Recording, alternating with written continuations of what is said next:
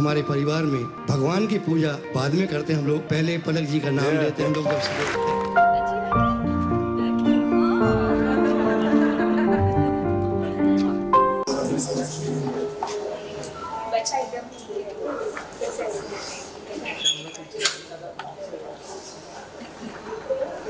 अभी तो रोने की बात ही नहीं है, तो एकदम ठीक है, थोड़ी देर में बाहर भी आ जाएगा। पलक मुच्छल, जन्म 30 मार्च 1992। आज सिर्फ बॉलीवुड की सुरों की दुनिया की चर्चित गायिका ही नहीं, बल्कि हजारों गरीब बच्चों की जीवनदायिनी मानी जाती है। She has done 800 surgeries, pediatric heart surgeries. She just started a foundation.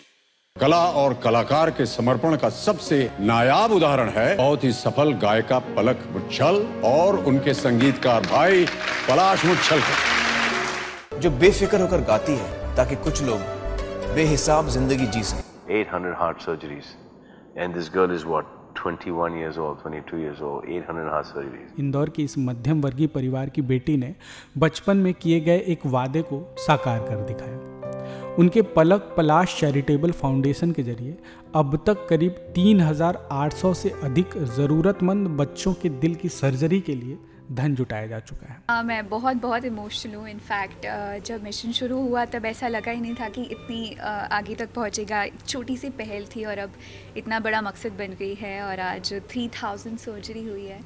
अगर पीछे देखूँ पूरी जर्नी पे तो सपने जैसा ही लगता है। And I am really grateful to the whole team of the hospital, doctor Sarang जिन्होंने सर्जरी की। एंड बच्चा बिल्कुल ठीक है एंड बहुत जल्दी बाहर आने वाला है। बस यही उम्मीद करती हूँ कि सबका प्यार और ब्लेसिंग्स इसी तरह बनी रहे ताकि ये 3000 सर्जरी का आंकड़ा बहुत दूर तक जाए। आई एम रियली ग्रेटफुल कि डॉक्टर्स मुझे अलाउ करते हैं। इनफैक्ट आज डॉक्टर बहुत ही डिटेल में एक्सप्लेन भी कर रहे थे। मेरे लिए सिर्फ एक सर्जरी के लिए पैसे दे देना ही मायने नहीं रखता, बल्कि मैं सारे बच्चों के साथ जुड़े रहना पसंद करती हूँ। सर्जरी के दौरान वहाँ पर मौजूद होकर जब मैं वो एक पूरी प्रक्रिया को देखती हूँ, जितना रिस्पेक्ट है मेरे मन में डॉक्टर्स के लिए और जब एक नई ज़िंदगी मिल जाती है, आई थिंक इसी पूरे इमोशनल एक्सपीरियंस की वजह से वो ताकत मिलती है कि मैं हमेशा ये काम जारी रख सकूं। इस मानवता के प्रति उनके समर्पण को गिनीज वर्ल्ड रिकॉर्ड्स ने भी पहचान दी है और उन्हें Guinness book of world records में हॉल ऑफ फेम का सम्मान मिल चुका है। पलक का जन्म इंदौर में राजकुमार और अमिता मुच्छल के परिवार में हुआ था। उनकी माता गृहिणी है और पिता एक निजी कंपनी में काम करते थे। एक छोटे भाई पलाश के साथ पलक ने क्वीन कॉलेज इंदौर से शिक्षा हासिल की। बचपन से ही उनका संगीत में गहरा रुझान था। 4 वर्ष की उम्र में ही उन्होंने गायन की यात्रा शुरू कर दी थी। 9 साल की उम्र में उनका पहला गैर फिल्मी एल्बम चाइल्ड फॉर चिल्ड्रन, जो कि 2001 में रिलीज हुआ, टिप्स म्यूजिक से रिलीज हुआ था। इसके बाद उन्होंने एक एल्बम पलकें जो 2003 में रिलीज हुआ, उसके साथ कई भजन भक्ति एल्बम जारी की जिसमें माँ सरस्वती की महिमा गाई। संगीत से प्रेरणा और सामाजिक सेवा की शुरुआत। पलक की प्रेरणा का सबसे बड़ा झटका एक ट्रेन सफर के दौरान लगा। एक बार उन्होंने देखा कि कुछ गरीब बच्चे रेलवे डिब्बे साफ कर रहे हैं और अपने फटे कपड़ों में धूल झाड़ रहे हैं। यह दृश्य उनके मन को झकझोर गया और उन्होंने स्वयं से वादा किया कि जब भी मौका मिलेगा वे इन बच्चों की मदद करेंगे। तभी निहदी बाल विनय मंदिर की एक अध्यापिका ने उनके माता पिता को बताया कि स्कूल के एक लड़के लोकेश को दिल की बीमारी है पर उसके पास ऑपरेशन का पैसा नहीं है। पलक ने तब अपने पहले चैरिटी कार्यक्रम की योजना बनाई। मार्च 2000 में उन्होंने गली के एक रेडी वाले के ठेले को मंच बनाकर दिल से दिल तक अभियान का पहला कदम रखा। तो मैंने और पलाश ने एक छोटा सा स्टेज बनाया इंदौर के एक राजबाड़ा जो जगह है वहाँ पर, एंड उस बच्चे को लेकर गाना स्टार्ट कर दिया, ये सोचकर कि 5-6 जगह ऐसे गाएंगे तब इतने पैसे इकट्ठे हो पाएंगे। बट इतना प्यार मिला कि एक ठेले गाड़ी वाले अंकल जा रहे थे जिनके पास पैसे देने के लिए नहीं थे, उन्होंने अपनी तांबे की रिंग भी मेरे डोनेशन बॉक्स में डाल दी। उस पर्टिकुलर शो से 55,000 रुपए इकट्ठे कर पाए हम।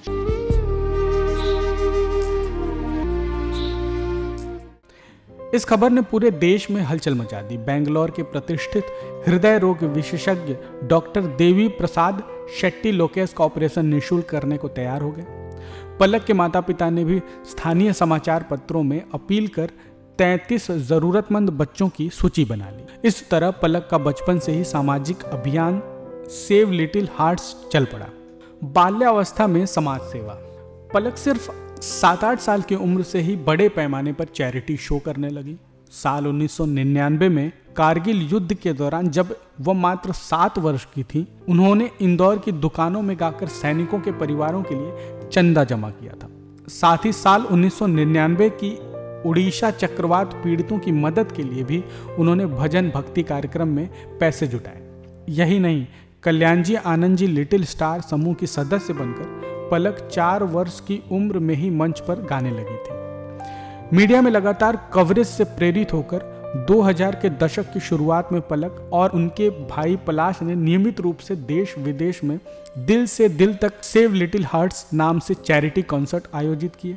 इन कार्यक्रमों में पलक रोजाना लगभग 40 गाने, भजन, लोकप्रिय बॉलीवुड गीत, गजल आदि गाकर दान इकट्ठा करते थे। अक्सर उनके भाई पलाश भी साथ में गाया करते थे। इस प्रदर्शनों से जुटाए गए दान ने कई पहाड़ियां तोड़ी। इसके तहत सिर्फ दिल की सर्जरी तक सीमित नहीं रहा, उन्होंने गुजरात के भूकंप पीड़ितों के लिए 10 लाख रुपए दिए और कारगिल शहीदों के परिवार की सहायता की। साथ ही कई अंतर्राष्ट्रीय बच्चों की भी मदद की गई। समय के साथ उनके दान और नाम को सरकारी संस्थान भी मान्यता देने लगे। जैसे कि इंदौर के एक अस्पताल ने एक ऑपरेशन की फीस 80,000 से घटाकर 40,000 की और डॉक्टर धीरज गांधी ने अपने प्रोफेशनल शुल्क माफ कर दिए। भंडारी अस्पताल ने यहाँ तक मदद के लिए 10 लाख रुपए का ओवरड्राफ्ट सुविधा भी दी ताकि ऑपरेशन के लिए धन की कमी कभी रुकावट ना बने। बॉलीवुड कैरियर और हिट गीत। संगीत के प्रति लगन ने पलक को अंततः मुंबई तक पहुंचाया। 2006 में मात्र 14 साल की उम्र में उन्होंने परिवार के साथ मुंबई शिफ्ट होकर बॉलीवुड में अपनी किस्मत आजमाना शुरू की। शुरुआत आसान नहीं था। 4 साल मेहनत के बाद 2011 में उन्हें फिल्म दमादम, जो हिमेश रेशमिया द्वारा रचित, उसमें उनको पहला मौका मिला। इसके बाद साल 2012 में सलमान खान कैटरीना की फिल्म एक था टाइगर का गीत लापता, जो केके के साथ गाया। ये गाना गाकर पलक सुर्खियों में आई। यह गाना हिट साबित हुआ और रिलीज होते ही चारों ओर पहचान मिली। इसी साल उन्होंने बंगाली फिल्म रॉकी में भी गाना गाया, लेकिन असली धूम 2013 में जब आशिकी 2 आई, उसमें एक गाना उन्होंने गाया था, चाहूं मैं या ना। इस गीत की सफलता ने उनके बॉलीवुड कैरियर को मजबूती दी। इसके बाद 2014 में फिल्म किक का डांस नंबर जुम्बे की रात भी सुपरहिट हुआ और 2015 में सलमान खान की प्रेम रतन धन पायो का टाइटल ट्रैक और कौन तुझे MS धोनी फिल्म का गाना ने उनकी गायकी को और बुलंद किया। इन गीतों की सफलता ने पलक को बॉलीवुड में एक स्थापित आवाज बना दिया। उनकी आवाज का जादू इतना चला कि 2023 में सलमान खान की फिल्म किसी का भाई किसी की जान में भी उनका गीत नैयो लगदा हिट रहा। आर्थिक मॉडल और पारदर्शिता। पलक मुच्छल ने कभी भी पैसे कमाने को अपना मुख्य मकसद नहीं माना। उन्होंने स्पष्ट किया है कि वो बस इंसानियत के काम से संतुष्टि पाते हैं। संगीत से मिलने वाली सभी आमदनी वे खामोशी से बच्चों के इलाज पर खर्च कर देते हैं। कितने भी अवार्ड जीत लें, कितने भी पैसे कमा लें, आज की जो खुशी है वो अनमैचेबल है, बहुत ही स्पेशल मोमेंट है। वह स्वयं बताती हैं कि बंगलों या लग्जरी गाड़ियों में कोई दिलचस्पी नहीं। जब आप बच्चों को जान पर लड़ता देखेंगे तो बाकी सब फिक्रमंदियां छोटी लगने लगती हैं। हम लोग कोई भी कार्य करते हैं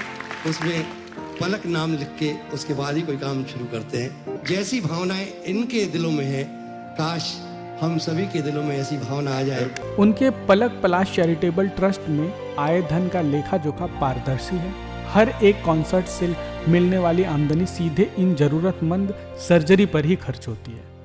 उदाहरण के लिए पलक बताते हैं कि आज उनके हर एक लाइव शो से लगभग 13 से 14 सर्जरी का खर्च निकाल लिया जाता है। इसलिए अब उनके सभी कार्यक्रम बच्चों की मदद के लिए ही समर्पित हो चुके हैं। बड़ी उपलब्धियां और सम्मान। पलक मुच्छल को न केवल संगीतकार के रूप में, सामाजिक कार्यकर्ता के रूप में भी कई प्रतिष्ठित सम्मान मिल चुके हैं। बचपन में ही 2000 में उन्हें राष्ट्रपिता महात्मा गांधी की पुण्यतिथि पर राष्ट्रीय पुरस्कार, प्रथम प्रधानमंत्री राष्ट्रीय बाल पुरस्कार से सम्मानित किया गया। इसके बाद फिल्मों में छाप छोड़ने पर उन्हें कई म्यूजिक अवार्ड मिले, जैसे 2014 में जी सिने अवार्ड सिंगिंग टैलेंट के लिए, 2015 में star dust award best female playback के लिए और 2016 में screen award best playback singer के लिए। उनके उल्लेखनीय योगदान के चलते उनका नाम गिनीज वर्ल्ड रिकॉर्ड्स के साथ साथ लिम्का बुक ऑफ रिकॉर्ड्स में भी दर्ज हो चुका है। इतने कम समय में इतने बड़े सम्मान पाकर वे अपनी पीढ़ी की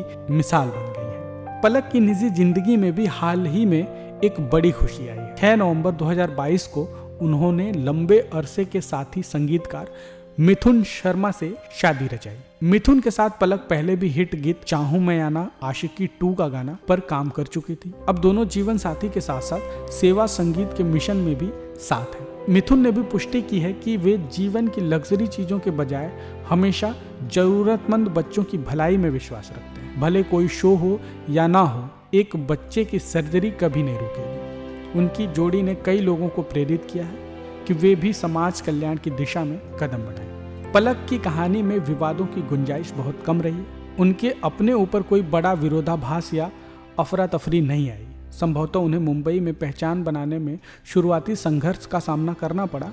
2006 में मुंबई आने के बाद उन्हें 4 वर्ष इंतजार करना पड़ा और 2011 में दमादम फिल्म का एक गाना ही पहला मौका मिला, लेकिन उन्होंने हार नहीं मानी। मीडिया में उनके काम की सफलता और सामाजिक योगदान ने उस संघर्ष को छुपा दिया। उनके परिवार में भी कानाफूसी रही। वर्ष 2025 में उनके भाई पलाश पर एक फिल्म निवेश को लेकर धोखाधड़ी के आरोप लगे थे, जिन्हें उन्होंने बिल्कुल निराधार बताया। लेकिन यह मामला पलक के मिशन की राह में कोई बाधा नहीं बना। आज भी पलक मुच्छल अपने मिशन को उसी जुनून के साथ आगे बढ़ा रही हैं।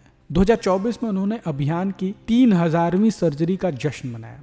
नवंबर 2025 में गिनीज रिकॉर्ड के नाम दर्ज कर उन्होंने इसे वैश्विक स्तर पर साबित कर दिया। कहते हैं कि हर कामना उसी समय ताजा होती है जब लक्ष्य हासिल हो, पर पलक ने ठान रखा है कि वह रुकेंगी नहीं। उन्होंने खुलासा किया कि अभी भी 413 बच्चे इलाज के लिए उनकी प्रतीक्षा सूची में हैं, जिन्हें वे अपना कर्तव्य मानती हैं और हमेशा के लिए यह काम करने की इच्छा व्यक्त की है। फिल्मों में भी उनका कैरियर जारी है। 2023 में सलमान खान के फिल्म की गीत की सफलता इसके उदाहरण है।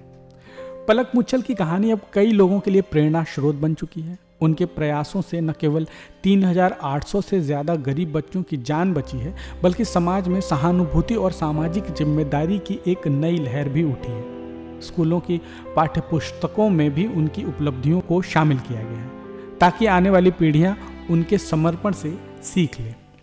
उनकी दयालुता और संगीत दोनों ने यह संदेश दिया है कि कला केवल मनोरंजन नहीं, बल्कि दूसरों की जिंदगी बदलने का हथियार भी बन सकती है। पलक का जीवन प्रसंग यही सिखाता है कि अगर इरादे मजबूत हों तो कम उम्र में भी कोई बड़ा बदलाव लाया जा सकता है।